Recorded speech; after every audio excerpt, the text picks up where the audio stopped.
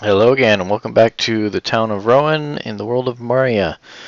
This may look different because we're standing in the sewers, and hopefully I don't leave something out this time, but this is the third time I've tried recording this video, and I don't want to babble on for too long because that was the problem with round two, is that it was a half an hour long of me just babbling about stuff that some of which you probably don't care. And I'm doing it again, so I'm going to wrap this up pretty quick. Anyway, first time I failed because of fraps. I changed my screen resolution, and that ruined the whole video. And unfortunately, that was the one I wanted to show you because it showed you how I built all of this. This is the sewer system. And you've seen some of this in my earlier videos, but this tunnel right here is all new. And you can see up in the little map right there, it connects to the library. But real quickly, I'm just going to kind of show you how this was made, and I'll just kind of destroy some blocks here. And so this is kind of what you start with, is just a square tube. And how that works is I've got a couple of different plugins, well, rather server, not server, man, blah, blah, blah, blah. Restart. Okay, I have some mods, one of which is single player commands, which on the server has to be world edit, and I'm on a server, so a lot of the commands like reach and time and all those kinds of things don't work because for some reason world edit doesn't have the same commands that single player commands have, which is very sad. But you do have the wand, which is a wooden axe. You can click and it selects stuff. I have WECUI, which I've talked about before, World Edit Command User Interface, I think is what it stands for. And it lets you, and it's kind of weird how it, you go up a little higher and it disappears, turns red or turns black. But it shows you what you have selected. So you can see this kind of red outline of what I've got selected. So if I click here, now I'm inside part of it, and this is like indispensable when you're using World Edit. It's just so useful. And so what I'll do is I'll go to the location where I'm tying in with the sewer, and I will basically drop down a hole or whatever, and then I'll say select that block. Let me start over so you can see it from the beginning. So I'll go into, say, the library, I'll select a block, and then I'll come over here where the sewer part is already made. I'll wander down the hallway, I'll look down here, and I'll say, where is that cube? And so you can see through the walls, there's that little cube way off in the distance. The other thing that helps is looking at the map. You can see, okay, I'm facing the right direction. The library is that way. That's where I want to go to. So, if you don't have World Edit or the CUI for World Edit installed, you can still kind of do this using a map. That's REI's mini-map mod that I have. And then you just can either start tunneling your way over there, or in this case, you can just select the floor, and then now you can see I've got this like red sort of tunnel, red outline that turns black whenever you get above the top. And so then you can use a command called expand, where you type expand, and if you're looking, you look the direction you want it to expand, or you can type in a direction. I like looking. And then if you do two directions, 2 and 2, it will go forward 2 and back 2 at the same time. So that will expand the whole thing. And then you can use a command called outline that will take, and on the extent, so along that part and along that part, you can type in outline, and then set 48, which is stone. I'll just show you real quick. It basically just makes a cube where everything is that type of stone, and then you just would break out to get out of it, to connect it back. And you gotta clean this up with some upside down half step blocks, upside down stairs. And the way I choose how that works is I want to be able to walk like so without hitting my head. So if you're heading this way and then you can't get up the stairs, chances are you need to break this upside down stair. And because you're only going up half block, you can put a half block up here and you can still walk on it. I also keep this transition where it's arched. That's just a half step for the bridge. And then every so often I'll punch into the ceiling 2 blocks up, and then I'll put a redstone torch up there because I want mood lighting down here. I want it to be dark and gloomy. These are in here just so you can see what's going on. And then let me just kind of show you right here. So you take your stairs, you put them in there on that side. And this would take forever if I did the whole thing that way. So what I will do usually is I'll make one set of stair like so, and then I'll select this other side and then use the stack command. And you can say, however much you want, just say stack 20, and it just all the way down puts these stairs. You can select like a whole section,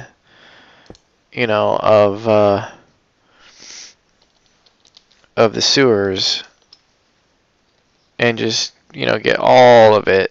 And what I'll typically do is I'll find out where this starts, I'll pick that spot, and then I'll come over here to where that one is, I'll pick that spot, and then I'll do the expand 2 like that, and then I'll go up 1 and down 1. So I'll just look at the ground and you can say expand 1 1.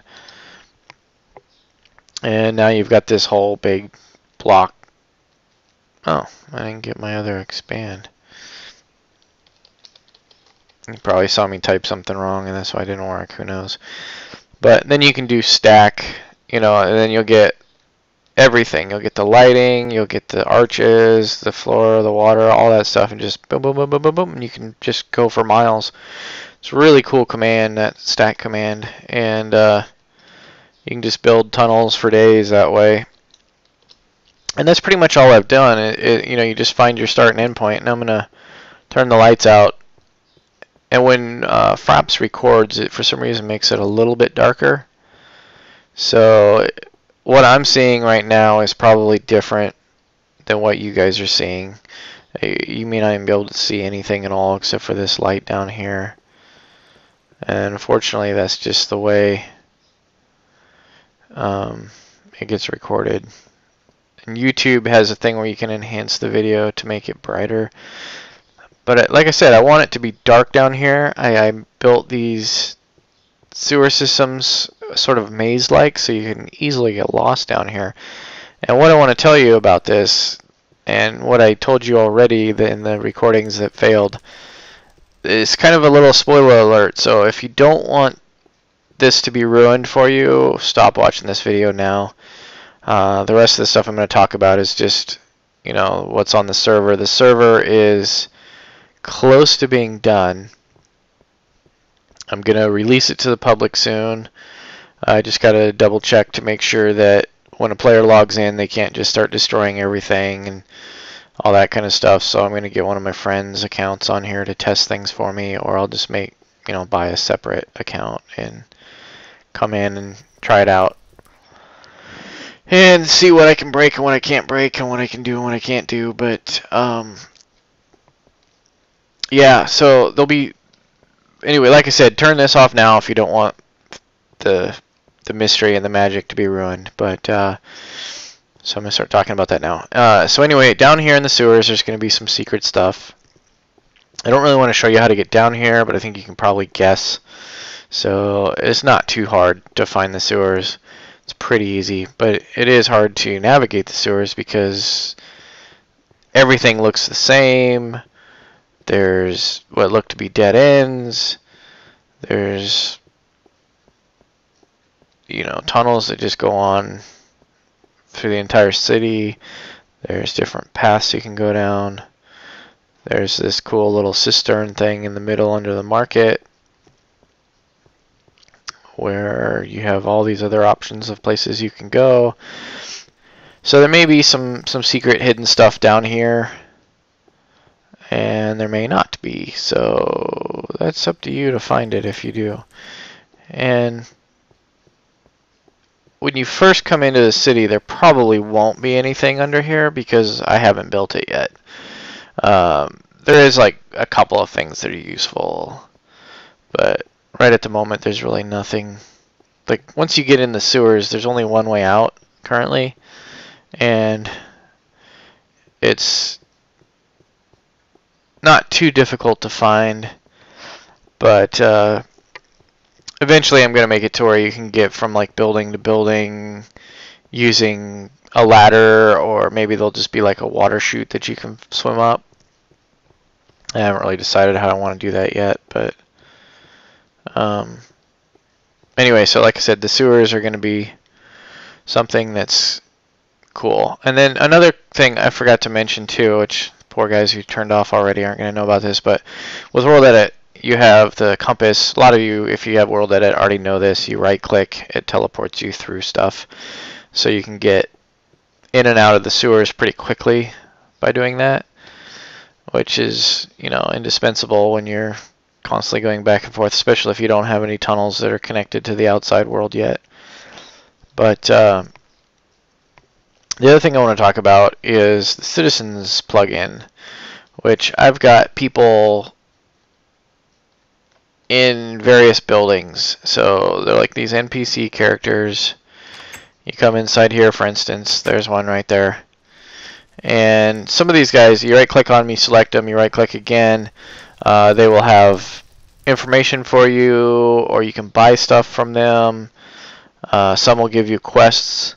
It just kind of depends. I want this server to be a NPC, or not NPC, but RPG style server where you can wander around and go on missions and basically do stuff if you're on here by yourself, because I don't think that my server can handle more than, say, like 15-20 people at once. And if I've only got 20 people that are regularly visiting the server, chances of them being on all at the same time and chances of them liking each other enough to roleplay with each other or just interact with each other are probably slim, you know. Yeah, you'll probably invite your friends once you find out this is live. You'll be like, hey buddy, come check out this server, it's cool. Or, you know, come laugh at this guy's stupid stuff. However you feel about it, I don't care. So you have these NPCs you can talk with that will let you explore the world, and they're going to tell you about dungeons that are going to be built. Some of them are going to be just cave systems that I've found. Some I'm going to go build very elaborate dungeons, and I'm going to keep doing that as time goes on. You know, so it'll be ever evolving, and I'll add new quests. So some guy that you may have already talked to, you think there's no more quests available, suddenly he has quests. And I may do something like change his what's the word, default text type thing. So like right now you go to some people and you know they're supposed to talk, and there's a variable called talk close. Like I can do this NPC talk close, and now this guy says stuff when you get near him. And the default stuff is like, hello, nice weather today, and then I think it's like, stop hitting me, is one of the other things they say. Maybe they got rid of that in the next one because it was, yeah, it looks like just hello and good weather. Because, you know, you're not hitting him. I'm bored. I bet she's going to say something about stop hitting me. But, yeah, they just basically say random things, and you can set whatever you want that to be. You don't have to use the default settings. But like the shopkeepers will say like, hey, right click on me to buy stuff, and that guy's not configured yet to do so, but you've seen this on the last video if you were watching the last video. You can click on a guy, and like this guy, yeah, see, here's a guy. I can sell you livestock too. So you right click on him, you click on this, it tells you down here how much it costs, and then you click it again to confirm, and then you buy one. But I don't want to buy anything from that guy. And that's one way you can set things up, or with the showcase plugin that I have on here, you can right click on the little half-step block that's down here and purchase a cookie. So different ways of interacting in the world. Like I said, there'll be the NPCs that give you quests. There'll be NPCs that repair items, or like say the blacksmith shop over here. Stuff like that. So I think it'll be a fun interactive experience when you come on this server once I get everything done. But right now I just have to make sure that people can't just start breaking things. And I don't want to ramble too much more, but that's pretty much all I wanted to say. One more quick thing. These here, and I'm going to talk about this again when I release the server. These will be stalls that will probably be available for you guys to sell stuff. So whether it be that you just have to hang out in the stall, and then when someone comes along, they transfer their balance to you, you give them whatever they sold, which is kind of a nasty way to do things, because they could give you money and then you can just go, haha, sucker, I stole your money, and then run off. But what I'm probably going to end up doing is I'll make an NPC for you, and then you will be given that NPC, control of that NPC. You'll be the owner, and then you can stock him and change what he sells. But I want these stalls to be specific. So like if you make a fruit stand, just sell fruit there. If you make a precious gems stand, just sell precious gems there. Don't just, whatever you have in your inventory, say this is what I'm selling now. And you can set your prices, whether they be, ridiculous. I plan on making a website for this server someday, and that website will have what the prices, the standard prices of this world are, so you can kind of look at them, and then you can mark yours up or down accordingly, or just make them the same. Unfortunately, the default is always $1 if you don't set a price. So, you could sell diamonds for $1, or you could sell dirt for $1. So you want to make sure you type in the price, otherwise people are going to be like, diamonds for $1? And then they buy you out, and you're like, why, I only have a little bit of money, and all my diamonds are gone. The other thing, too, is there is a new snapshot out. I don't remember the number. It's like 121AW1 or something like that. And it gives you the ability to trade with testificates. And there's a new gem that is emerald. They have, they have the mining, the mineral. For some reason it's like red. But you can mine that mineral and then get emeralds, and then you can go trade with the testificates, or you can just give testificates stuff and they will give you emeralds. So I may change the money system to emeralds if that's the way it seems Minecraft is going. However, you won't be able to mine emeralds anywhere around the world because the entire world's been generated before that came out. So I may have to regen some areas, but from the sounds of it, it's not even a mineral you can mine currently. The mineral is available if you pick it off this list. You'll find, like, the mineral there. But people have searched for it for a long time and never found it. But, we don't know where it lives, whether it's near diamonds or whether it's on a different layer of the world. But, yeah, so I'm going to start rambling again if I keep talking. So I am going to wrap it up here. So thanks for watching. Bye.